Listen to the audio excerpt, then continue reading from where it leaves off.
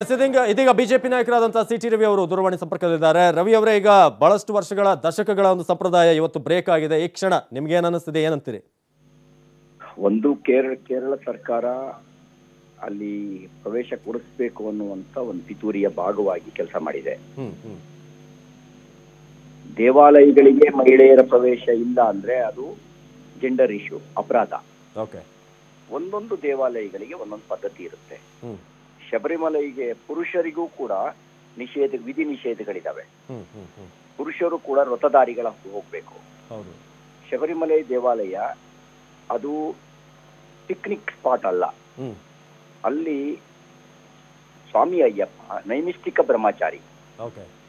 ಅಲ್ಲಿ ಆ ಕಾರಣಕ್ಕೋಸ್ಕರ ನೂರಾರು ವರ್ಷಗಳಿಂದ ಒಂದು ಪದ್ಧತಿ ಬೆಳೆದು ಬಂದಿದೆ. ಮಹಿಳೆಯರಿಗೆ ನಿಷೇಧ ಅನ್ನೋದು ವಯಸ್ಸಿನ ಅಂತರಕ್ಕೆ ಮಾತ್ರ. 10 ವರ್ಷದ ಒಳಗಿನ ಬಾಲೆಯರು ಬರ್ಬೋದು, 50 ವರ್ಷದ ಮೇಲ್ಪಟ್ಟ ಮಹಿಳೆಯರು ಬರ್ಬೋದು.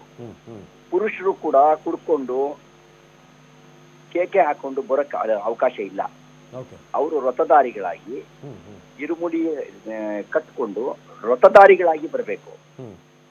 ಮತ್ತೆ ಉಳಿದ ಸ್ವಾಮಿ ಅಯ್ಯಪ್ಪ ದೇವಾಲಯಗಳಿಗೆ ಮಹಿಳೆಯರಿಗೂ ಪ್ರವೇಶ ಇದೆ, ಪುರುಷರಿಗೂ ಪ್ರವೇಶ ಇದೆ. ನಮ್ಮೂರಿನಲ್ಲಿ ಅಯ್ಯಪ್ಪ ದೇವಾಲಯ ಇದೆ, ಅಲ್ಲಿ ಯಾವುದೇ ನಿಷೇಧ ಇಲ್ಲ. ಇರೋದು ಕೇವಲ ಮೂಲ ಸ್ಥಾನದಲ್ಲಿ ಮಾತ್ರ. ಅದೊಂದು ಪರಂಪರೆ.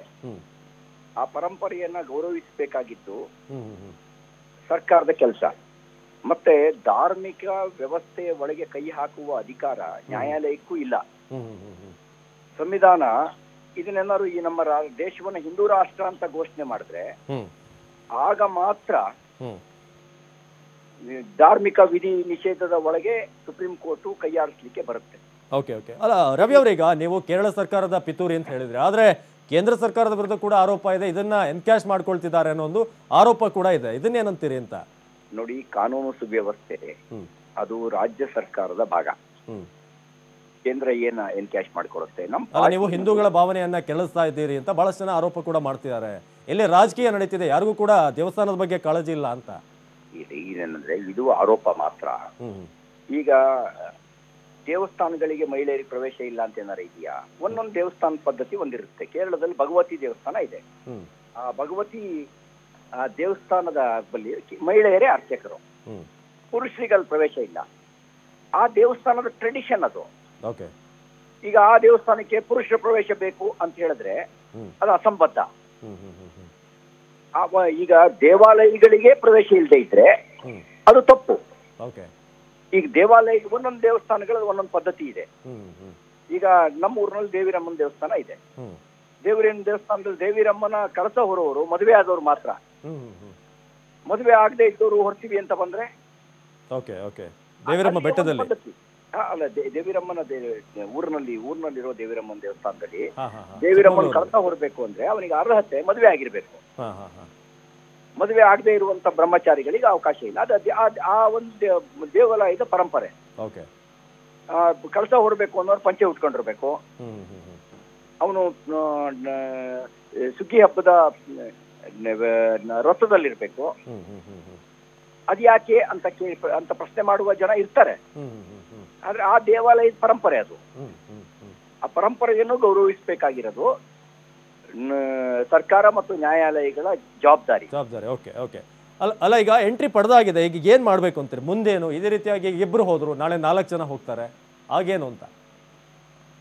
ಈಗ ಜನರ ಭಾವನೆಯನ್ನ ಧಿಕ್ಕರಿಸಿದ ಪ್ರಶ್ನೆಗಳಿಗೆ ಸಮುದಾಯವೇ ಉತ್ತರ ಕೊಡುತ್ತೆ. ಅಲ್ಲ, ಈಗ ಕೇರಳದಲ್ಲಿ ಏನಾದ್ರೂ ಈಗ ವೈಲೆನ್ಸ್ ಆದ್ರೆ ಯಾರು ಜವಾಬ್ದಾರಿ? ಅದಕ್ಕೆ ಯಾರು ಜವಾಬ್ದಾರಿ ಹೊರಬೇಕು ಇದಕ್ಕೆ ಅಂತ? ಕೇರಳ ಸರ್ಕಾರವೇ ಜವಾಬ್ದಾರಿ ಹೊರಬೇಕು. ಕೇರಳ ಸರ್ಕಾರಕ್ಕೆ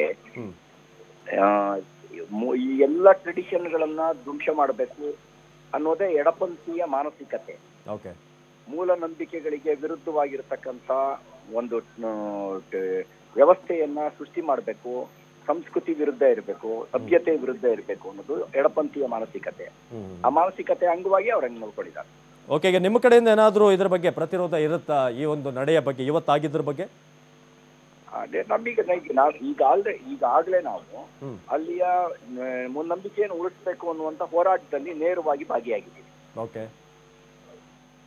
ನಾವು ಕೇರಳದ ಜನರ ಜೊತೆಗೆ ಇರ್ತೇವೆ. ಓಕೆ, ಧನ್ಯವಾದ ಸಿಟಿ ರವಿ ಅವರು ಮಾತನಾಡಿದ್ದಕ್ಕೆ. ಎಸ್ ಇದು